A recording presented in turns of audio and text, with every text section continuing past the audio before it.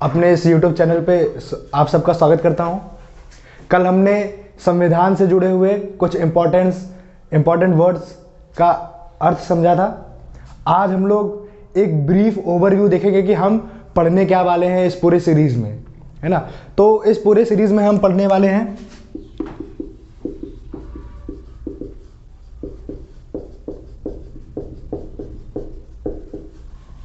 Indian constitution,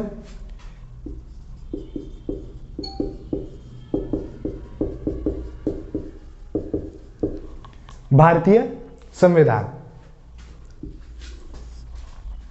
भारतीय संविधान को बेसिकली 4 पार्ट्स में बांटा गया है। पहला पार्ट का अर्थ यह है कि जैसे मान लो कि जैसे हमारी कोई बुक है तो जो उसका इंडेक्स पेज होता है तो उसमें चैप्टर लिखा होता है, तो वैसे ही पार्ट 1 मतलब संविधान का चैप्टर 1। और ये कहां से कहां तक है?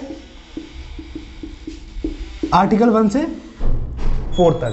आर्टिकल 1 से 4 तक हम लोग सिर्फ पार्ट 1 पढ़ेंगे और इस आर्टिकल 1 से 4 तक हम लोग स्टेट की बात करेंगे। स्टेट मतलब भारत है क्या, भारत किन किन चीजों से मिलकर बना है, ये सारी चीजें हम लोग पार्ट 1 में देखेंगे। आर्टिकल 1 से 4 तक का मतलब आप यूं समझ सकते हो कि जो संविधान का जो चैप्टर 1 है वो पेज नंबर 1 से पेज नंबर 4 तक है। इसके बाद part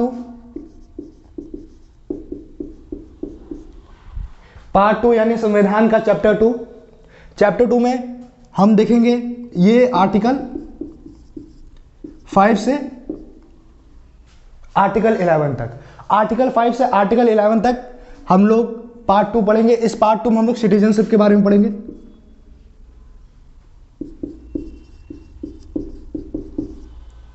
citizenship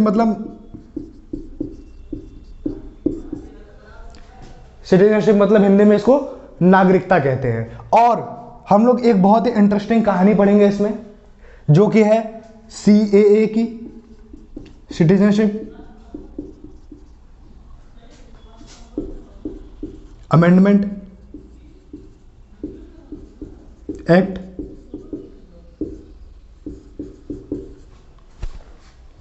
citizenship amendment act 2019 की कहानी हम इस नागरिकता में पढ़ेंगे। उसके बाद हम चलेंगे पार्ट 3 में, और पार्ट 3 जो है वो आर्टिकल 12 से पार्ट 3 जो है वो आर्टिकल 12 से आर्टिकल 35 तक है। इसमें हम लोग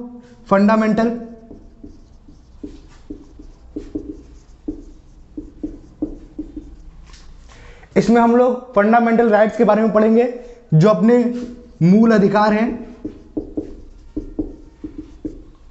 हम उन मूल अधिकारों की बात करेंगे पार्ट 3 में।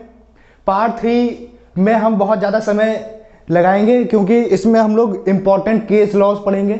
जैसे पार्लियामेंट में कोई एक्ट पास हुआ, उससे आम नागरिक को, आम जनता को जो कठिनाई पहुंची, उन्होंने फिर केस किया कोर्ट में और उस कोर्ट का क्या जजमेंट रहा वो भी हम इस पार्ट 3 में पढ़ेंगे। इसलिए हम इस पार्ट 3 के ऊपर बहुत ज़्यादा समय लगाने वाले हैं। इसके बाद हम लोग पार्ट 4 की तरफ बढ़ेंगे।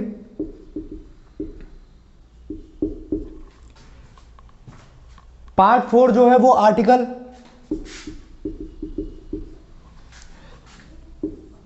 36 से आर्टिकल 51 के बीच में हम लोग पार्ट 4 की बात करेंगे। पार्ट 4 में हम लोग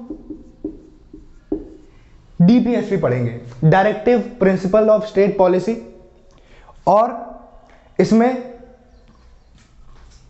आप DPSP को कह सकते हो ड्यूटी ऑफ गवर्नमेंट।